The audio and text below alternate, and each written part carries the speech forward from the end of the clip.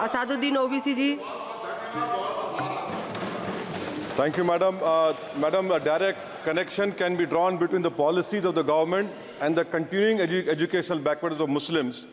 In both higher education and schooling, Muslims want to get formal education, but because of government apathy and negligence, Muslims drop out of the education system is sooner than children of any other community.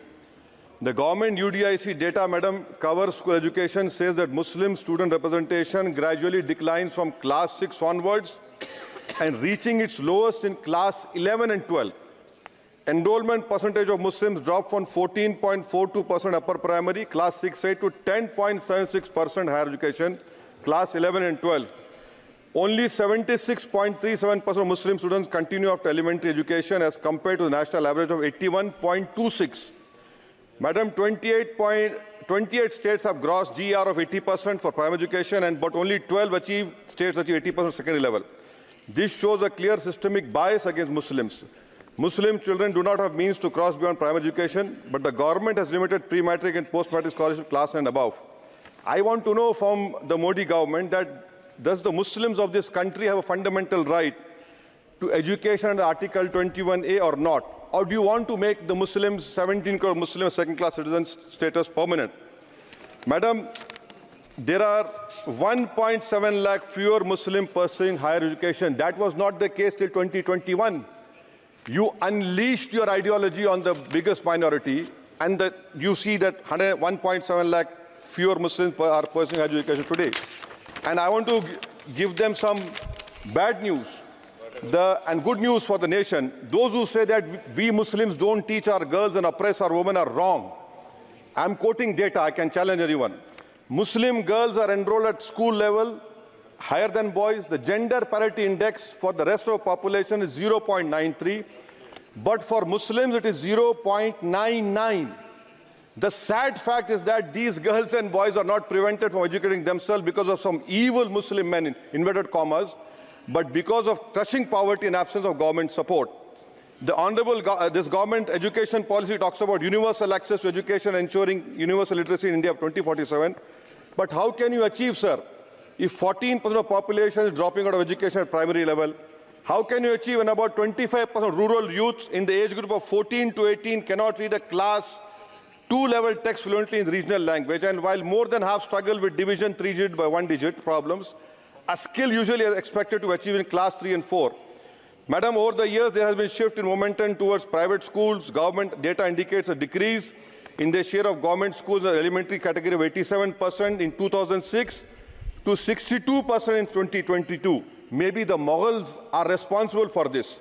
This means that the government has decided to leave the poorest Indians to for-profit schools and abandon the responsibility on the RT. Madam, for Kendra Vidyalaya, the government has allocated 9,030 crores, Navodaya Vidyalaya 15,800 crores. How is it that you have vacancy of 6,653 in teaching and non-teaching staff? Would you blame Babar for this? I'm sure you'll do that. In Navodaya Vidyalaya, 15,800 crores have been allocated, 4,675 vacancies are there. Sanctioned strength is 34,354. In Navodaya Vidyalaya and Kendra Vidyalaya, it is 56,703. You have passed a law 5 months ago about cheating, malpractices, but you are so great in implementing. It took you 5 months. Maybe you are waiting for the NEET paper to leak. That is what I can say. And I'll show the classic example of favoritism, madam, over here. Jamia Millia Islamia is allocated 3 lakh per student, Aligarh 3.9 lakh per student, and BHU gets 6.15 lakh per student. Why this favoritism? And may I request the Honourable Minister through you, Madam, that PM USP 1558 crores have been allocated. Please have some liberal mindedness, so that more Muslim students can get this. Your HIFA scheme, Madam, HIFA scheme, 39,720 crores have been sanctioned for 103 institutions. 22 are IITs, 12 are AIMs. These people can pay back money. How can Jamia Millia and AMU pay back money? I don't know who has told you this. And more important, madam, 29% of graduates and above in India are unemployed. And half of them do low-skilled jobs. This is for you to understand. And may I come to Jamia Millia, madam.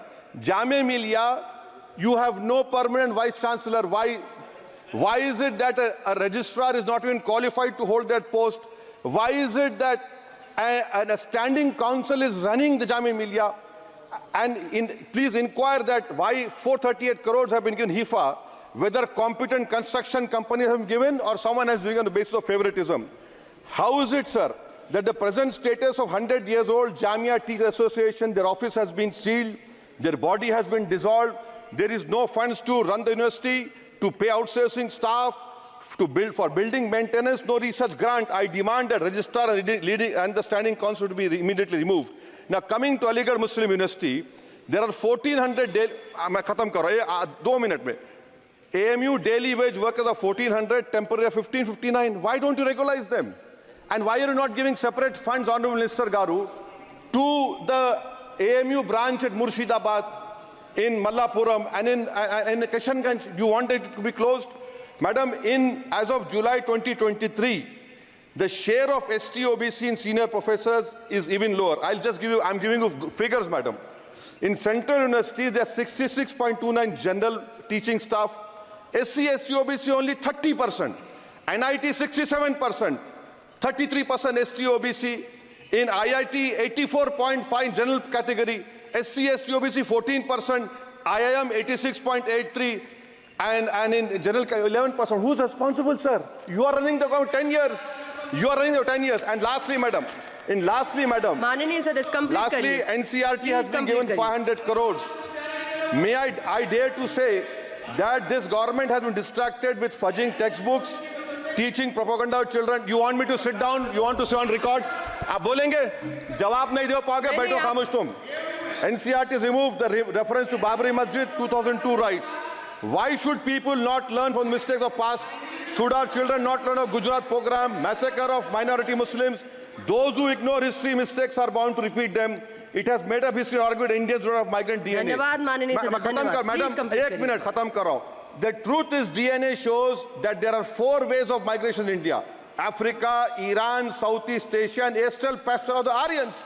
There is scientific consensus on this. May I request the Honourable Minister to you, why do you want to hide the killers of Mahatma Gandhi? Do you want to make Godse a freedom fighter? Let the children know who's a Deshbhakt and why are you trying to protect your organization, ideology organization? Madam, in end, I would appeal to the government to fix your priorities. You need to construct more government schools, improve quality of schooling. You need to make active efforts to reduce dropout rate of Muslims. You have a job cut out for you. Do not waste your time. Do not use school textbooks as battleground for petty ideological quarrels. The future of our children depends on the quality of education. May I request the Honourable Minister, concentrate on 14% Muslims. You have the highest dropout rate. This nation, we want it to become Viksit Bharat. But if you keep on unleashing the ideology of hatred, we cannot become Viksit Bharat. Thank you, madam.